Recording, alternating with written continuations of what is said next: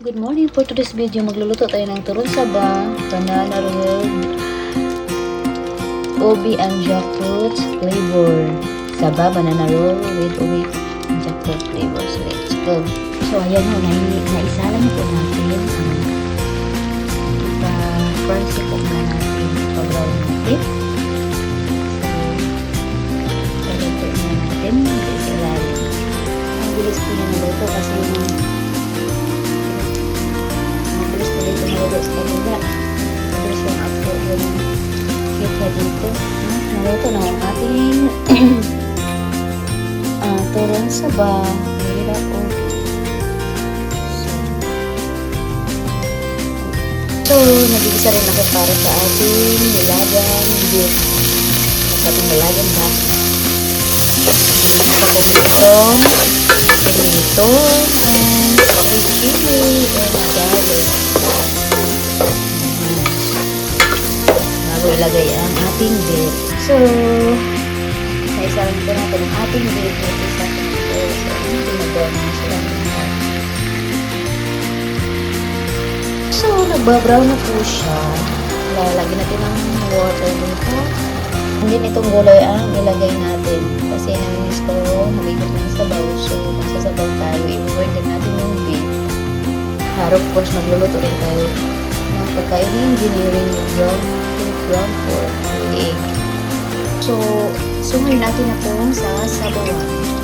So, simple na po na kakain na tayo ng turon na flavor jackfruit at ubi. Let's eat. So, pinakuluan na natin ang ating beef.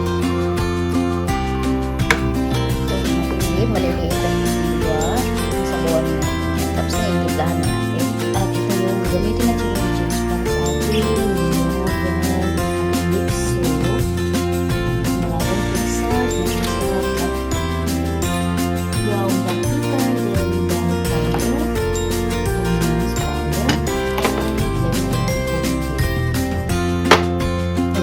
Tumisan ko ito sa butter at ito at ginger at may chili.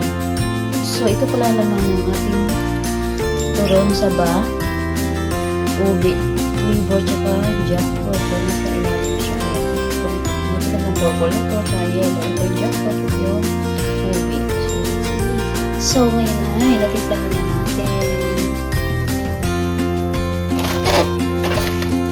Magluluto na rin ako ng pagkain ni engineering. Magluluto tayo ng pagkain ni papakuloyin na natin ito ng ilang minuto dahil hindi po ito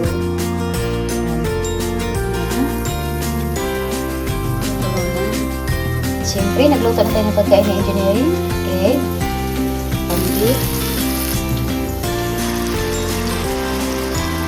brown beef at brown pork ang ating lulutuin para kain engineering. So, nilagyan natin sa Tupperware yung brown beef na may egg. Tapos, ito naman yung brown pork. Yung beef naman natin, beef stock, pinapalabot na natin. So, nailagay na rin natin sa Tupperware na may egg. So, ayun, ito na. Wala naman ang bacon, mag-uulog na ito kapag ito din. At of course, yung vegetables din natin. Ang beef na maluto yung nalubot yung beef. Ilagay na natin ang ating gulay sa ating nilagang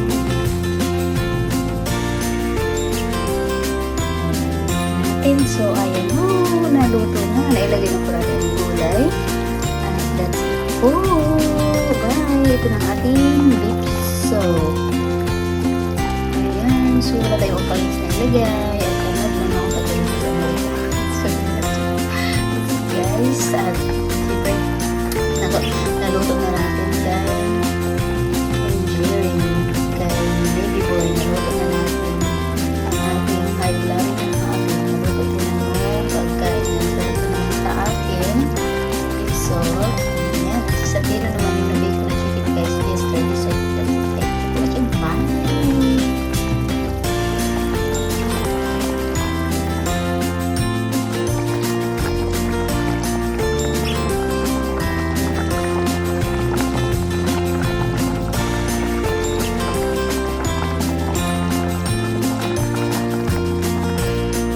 Oh my God! Wow! Yourself the season.